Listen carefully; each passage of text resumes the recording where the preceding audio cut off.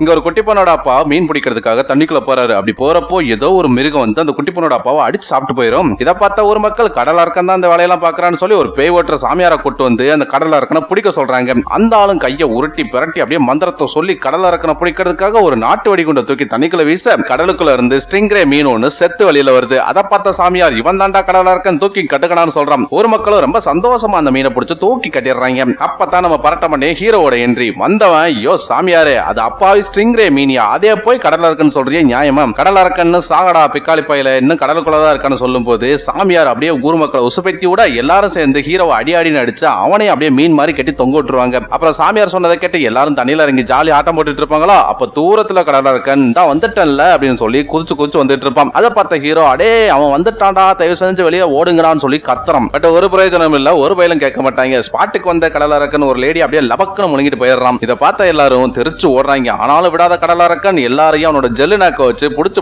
மொச்சுக்குன்னு சாப்பிட்டு இருக்கான். அப்போ ஒரு குட்டி பொண்ணு ஓரமா உட்காந்து அழுதுட்டு இருக்கிற சவுண்டை கேட்டு அந்த பொண்ணையும் பிடிச்சு திங்கிறதுக்காக டபக்குன்னு தண்ணிக்குள்ள இழுக்கிறான். பட் அந்த பொண்ணோட அம்மா அவளோட கையை பிடிச்சு காப்பாத்துறாங்க. ஆனாலும் விடாத கடல் அரக்கன் அவளையும் அப்படியே தின்னுட்டு போயிடுறான். இதனால கடுப்பான அந்த அம்மா டேய் கடல் அரக்கா உனக்கு ஏன் கையால தான்டா சாவுன்னு கத்திக்கிட்டே தண்ணிக்குள்ள இறங்குறாங்க. பட் கடல் அரக்கன் வாங்கம்மா உங்களுக்காகத்தான் வெயிட் பண்ணிக்கிட்டு இருந்தேன் அப்படின்ற மாதிரி அந்த அம்மாவையும் அப்படியே லபக்குன்னு தின்னுட்டு போயிடுறான். அதோட விட்டுருந்தா பரவாயில்ல, அங்க இருந்த கட்ட கிட்ட எல்லாத்தையுமே தட்டி உடைக்கிறான். அதுல பாருங்க ஒரே ஒரு குழந்தை மட்டும் அந்த கடலுக்குள்ள விழ போகுது. அந்த நேரத்துல கரெக்டா ஹீரோ அந்த பலகையில ஜம்ப் பண்ணி அந்த குழந்தையை காப்பாத்துறான். ஆனா அந்த அரக்கன் கம்மனு இருப்பானா, அவனோட வாழை வச்சு அந்த பலகையை தட்டுவதும் அது கிருட்டு சொத்தி குழந்தை தண்ணியில விழுந்துருது. கரெக்டா அந்த அரக்கன் பைய குழந்தைய முழுங்க போறப்போ ஹீரோ குழந்தையை காப்பாத்திடுறான். ஆனாலும் விடாத கடல் அரக்கன் ஒரு ஜம்ப் பண்ணி பலகையில வந்து விழுந்ததும் ஹீரோவும் குழந்தையும் அப்படியே மேல பறந்து போய் எஸ்கேப் ஆயிடுறாங்க. கடல் அரக்கன் அந்த பலகையிலேயே மாட்டிக்கிறான். அப்போ அந்த அரக்கனை வெளியில கொண்டு வரதுக்காக ஒவ்வொருத்தரும் அந்த பலகையில குதிக்கிறாங்க. பட் நோ யூஸ், எல்லாரையும் அரக்கன் பறக்க வர்றான். அப்பதான் அந்த சம்பவம் பூமியே அதிருது. என்னடான்னு பார்த்தா ஒரு குண்டு லேடி திங்குன்னு ஓடி வந்து அந்த பலகையில குதிக்கிறா. அம்புடுதான் அரக்கம் பறந்து போய் தண்ணிக்கு வெளியில போய் விழுந்துடுறான். வெளியில வந்து விழுந்ததுமே அது வரைக்கும் மிருகமா இருந்தவன் ஒரு மனுஷனா மாறிடுறான். அவனை பிடிச்ச நம்ம ஹீரோ உட்கார வச்சு பேய் வட்ட போறான். பட் அவன் தான் அரக்க பயிலாச்சு. ஹீரோ பிடிச்சு ரவுண்டு கட்டி வெளுத்து விட்டுருவான். அப்ப அங்க வர ஒரு பொண்ணு கடல் அரக்கனை சம்மடி அடிச்சு ஒரு பையில சுருட்டி அப்படியே ஒரு குடுவையில் அடைச்சிடறான். இவதான் இந்த படத்தோட ஹீரோயின். அடுத்து ஹீரோயின் சேர்ந்து நிறைய பேய் எல்லாத்தையும் வேட்டையாடுவாங்க.